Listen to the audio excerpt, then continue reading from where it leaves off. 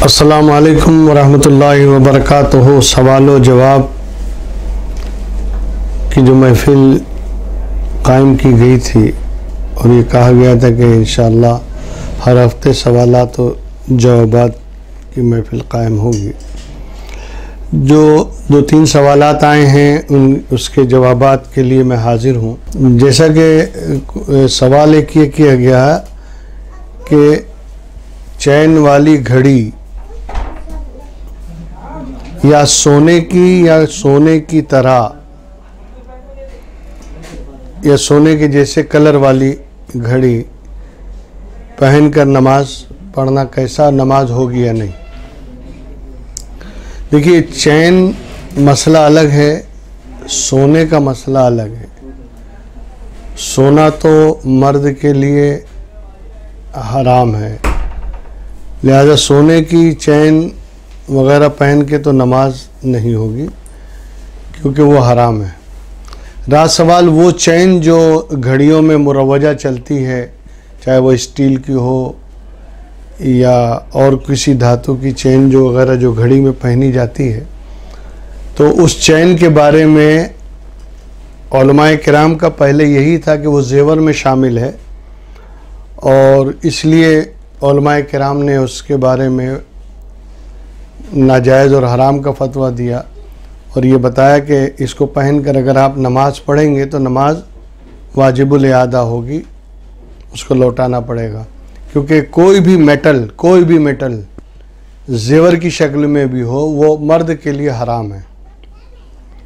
लेकिन फिर इस पर तहक़ीक़ की हज़रत अल्लामा मुफ्ती अहमद यार ख़ान साहब क़िबला अलैहि रहमा ने, और उस तहक़ीक़ में उन्होंने ये साबित किया कुरान की आयत से भी और हदीस मुबारका वगैरह से भी कि घड़ी की जो चैन है वो घड़ी की हिफाजत के लिए लगाई जाती है और पट्टे में उतनी सेफ्टी नहीं होती जितनी सेफ्टी उसकी चैन में होती है।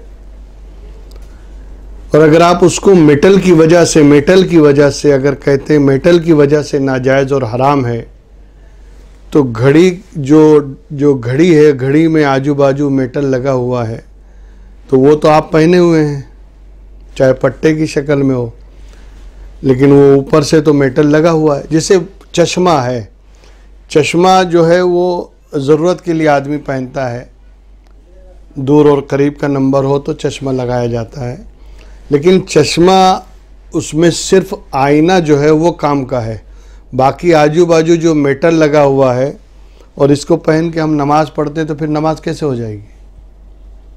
अगर महज मेटल की वजह से आप कहते हैं कि ये उलमा की बहस हुई, बहरहाल उस पर उन्होंने 22 दलीलें पेश की और ये साबित किया कि एक है ज़रूरत और एक है ज़ीनत। ज़रूरत एक ज़रूरत महज़ा है और ऐसे ही एक ज़ीनत महज़ा है, यानी खाली ज़रूरत है और कुछ है ही नहीं, और ये खाली ज़ीनत है और कुछ है ही नहीं। तो दो किस्में तो ये हुई, एक ज़रूरत महज़ा है और एक ज़ीनत महज़ा है, यानी ज़ीनत के अलावा कुछ है ही नहीं। जैसे सोना पहनना सिर्फ ज़ीनत है, चांदी पहनना सिर्फ ज़ीनत है, मेहंदी लगाना सिर्फ ज़ीनत है। तो जो सिर्फ ज़ीनत ही के लिए, डेकोरेशन के लिए, खूबसूरती के लिए जो काम किया जाता है उसे ज़ीनत महज़ा कहते हैं। और बाज़ चीज़ें ऐसी होती है जो सिर्फ ज़रूरत के लिए होती हैं,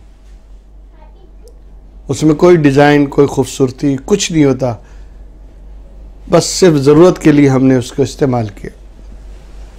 लेकिन उन्होंने कहा एक तीसरी किस्म भी है, ज़ीनत मा ज़रूरत। ज़रूरत के साथ अगर ज़ीनत लगी हो तब वो जायज़ है। चश्मे का जो फ्रेम है कांच, वो ज़रूरत है, लेकिन उस ज़रूरत को चेहरे पर टिका के रखने के लिए जो मेटल लगा हुआ है ये ज़ीनत है। तो ज़ीनत चूंकि ज़रूरत के साथ मुंसलिक है, अब जायज़ है।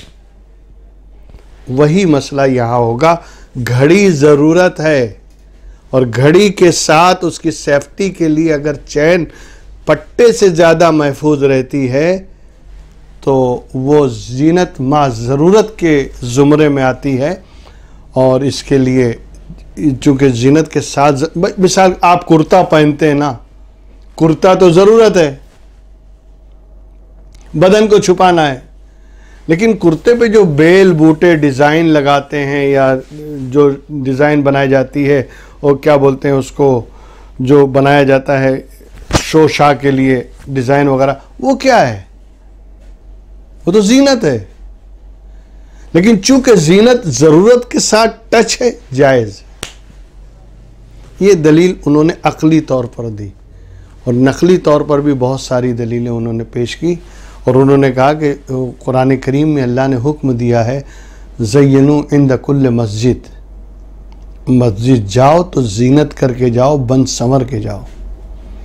तो जीनत करके मस्जिद जाना, देखते नहीं आप अमामा पहनते हैं उलमा, जो इमाम हजरात हैं, सुरमा लगाते हैं और अत्र लगाते हैं, खुशबू लगाते हैं, ये सब करके फिर मस्जिद जाते हैं। तो ये बंद संवर के जाना, इसका हुक्म कुरान दे रहा है। तो जीनत जो है वो बुरी, महज जीनत बुरी चीज़ नहीं, लेकिन जीनत अगर ज़रूरत के साथ लगी हो तो उसका मसला अलग है। लिहाजा घड़ी की चैन पर ये फतवा हज़रत मुफ्ती अहमद यार ख़ान साहब क़िबला ने दिया और इस पर बहुत से उलमा ने, बड़े बड़े जय्यद उलमा ने इत्तेफाक किया उनकी राय पर। और इसको यानी ये कहा कि भाई पहले जो तहक़ीक़ थी कि नमाज नहीं होगी, मगर अब ये तहक़ीक़ आने के बाद नमाज पढ़ सकते हैं, नमाज हो जाएगी। बाकी तफसीली मालूमात के लिए शहर में बहुत सारे मुफ्तियान किराम हैं, उनसे रब्ता कायम कर सकते हैं। एक साहब ने ये सवाल किया कि किसी दोस्त या रिश्तेदार ने कोई चीज़ इस्तेमाल के लिए दी, मिसाल के तौर पर कंप्यूटर ही दे दिया या बाइक दे दी, XYZ कोई भी चीज़ उन्होंने दे दी, वो हमारे इस्तेमाल में है और वो उसकी उनको अब हाजत भी नहीं है, लेकिन हम ही इस्तेमाल कर रहे हैं, लेकिन अब हम उसे बेचना चाहते हैं, तो इसके लिए बेच सकते हैं उनकी इजाज़त के बग़ैर? ये सवाल है, उनकी परमिशन के बग़ैर। तो जनाब सच्ची बात तो ये है कि आप नहीं बेच सकते, इसलिए कि उन्होंने आपको जिस मकसद के लिए दिया है आप उसी मकसद में उसे इस्तेमाल कर सकते हैं। और अगर आपको बेचना होगा तो उनकी परमिशन या उनकी इजाज़त लेना ज़रूरी है कि भाई अब ये 2-3 साल हो गए और आपको भी हाजत नहीं रही, अब मुझे भी ज़रूरत नहीं है, तो क्या मैं इसे बेच दूँ? अगर वो इजाज़त दें तो आप बेच सकते हैं, अगर वो ये कहें कि बेच के पैसा हमें दे दीजिए तो आपको उनको देना लाजिम है। इन्होंने ये पूछा है कि क्या इंसान की मौत का वक्त मुकर्रर कर दिया गया है? सवाल तो है और जवाब भी यही है कि हाँ मुकर्रर है, लेकिन उस पर पलट के जो दूसरा सवाल इन्होंने किया है तो इसका मतलब ये कि अब जो खुदकुशी करते हैं तो वो गुनहगार नहीं है, क्योंकि उनको इसी तरह लिखा हुआ था कि वो खुदकुशी करेंगे, तो उन्होंने खुदकुशी कर ली। अगर यही बात है और यही मान लिया जाए तो फिर कोर्ट कचहरी सब अदालतें बंद कर देनी चाहिए, क्योंकि चोर भी यही बोलेगा भाई मेरी किस्मत में चोरी लिखी थी जज साहब, मैंने चोरी कर लिया, इसमें गुनाह की कौन सी बात है? देखिए, एक है तकदीर और एक है हिदायत। अल्लाह ने पूरी कायनात के लिए तकदीर का निज़ाम बनाया है, लेकिन इंसान को उससे मुनफरिद रखा है। पूरी कायनात तकदीर के हवाले है। वश्शम्सु तजरी लिमुस्तक़र्रिन लहा ज़ालिका तक़दीरुल अज़ीज़िल अलीम। सूरज भी तकदीर का पाबंद है। वल क़मरा क़द्दरनाहु मनाज़िला, चाँद भी तकदीर का पाबंद है। इसीलिए चाँद, सूरज, सितारे, ये जितने भी मखलूक है ये सब तकदीर के हवाले से है कि अल्लाह ने जो मुकर्रर के, बोलते ना अल्लाह पत्ता भी अल्लाह के हुक्म के बगैर नहीं हिलता, नहीं हिलेगा, क्योंकि पत्ता इंसान नहीं है, पत्ता नहीं हिलेगा, हवा नहीं चलेगी। ये सब तकदीर के यानी ताबे हैं। अल्लाह ने जो इनकी तकदीर मुतय्यन की उसी तरह चलेंगी। लेकिन इंसान के बारे में क्या कहा अल्लाह ने? इन्ना हदैनाहु सबील इम्मा शाकिरा व इम्मा कफूरा। हमने रास्ते बता दिए, अब चाहे शुक्रगुजार बंदे बनो चाहे नाशुक्रे बंदे बनो। ये किसको कहा जाएगा? जो मजबूर तकदीर का होगा उसको कहा जाएगा, जिसके पास अख्तियार होगा उसको कहा जाएगा। अख्तियार दिया इंसान को। तो जब पत्ते को अख्तियार नहीं है, चांद और सूरज को अख्तियार नहीं है कि अपनी मर्जी से निकले, अपनी मर्जी से डूब जाए। नहीं, इंसान को अख्तियार है, अपनी मर्जी से सोए, अपनी मर्जी से उठे, ये अख्तियार है। चाहे तो सुबह की नमाज में उठे, चाहे सहरी के टाइम उठे, चाहे ना उठे, दोपहर में 2 बजे सो के उठे, ये अख्तियार ही तो है। तो जब अल्लाह ने तुम्हें पैदा किया है, अल्लाह की मर्जी से तुम पैदा हुए हो, अल्लाह ने तुम्हें पैदा किया है, रिस्क देने का उसने वादा किया है, सारी चीज़ें वो अता करने वाला है, सब कुछ तुम्हें दे रहा है, ज़िंदगी उसी ने दी है, सांस उसी ने दी है, और जो कुछ है, और तुम्हें अख्तियार भी दिया है कि भाई ये अच्छा रास्ता है, ये बुरा रास्ता है। तुमने अपनी मर्जी का दखल क्यों किया मरने में? जब अल्लाह की मर्जी से पैदा हुए हो तो अल्लाह की मर्जी से तुम्हें मरना है। और अगर तुमने उसमें अपनी मर्जी जहां घुसेड़ी और जहां तुमने अपनी मर्जी का दखल किया, वही पकड़ हो जाएगी कि जब मैंने अपनी मर्जी से पैदा किया था तो तू अपनी मर्जी से मरा क्यों? जब मैं चाहता तुझे मौत देता। रहा सवाल तकदीर का, तो तकदीर में जो अल्लाह ने अपनी तरफ से नहीं लिखा है, ये जहन में रहेगा आपके।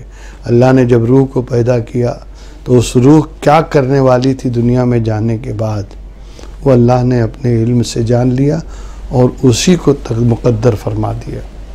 लेकिन फिर भी अक्ल सलीम दिया, आपको सोचने समझने की सलाहियत दी, अक्ल दे के भेजा, अच्छे बुरे का रास्ता बताया, पैगंबरों को हिदायत, उसके बाद भी आप नहीं समझ पा रहे हैं और अपनी ज़िंदगी को अपने हाथ से आग लगा दें। इसी बात पे अल्लाह ताला पकड़ फरमाएगा। तो बहरकैफ जो ये सवाल था कि मौत का वक्त मुकर्रर है, वो तो पक्का है, लेकिन मौत का वक्त सबके लिए मुकर्रर है ना। सब तो खुदकुशी नहीं कर रहे हैं। ये जनाब ने क्यों कर ली? इन्होंने अपनी मर्जी क्यों उसमें दाखिल कर दी? ये मर्जी अपनी दाखिल करना और अपनी मर्जी से मरने का फ़ैसला करना, इसी बात पे अल्लाह के यहाँ पकड़ होगी। अस्सलामु अलैकुम व रहमतुल्लाहि ताला व बरकातहू।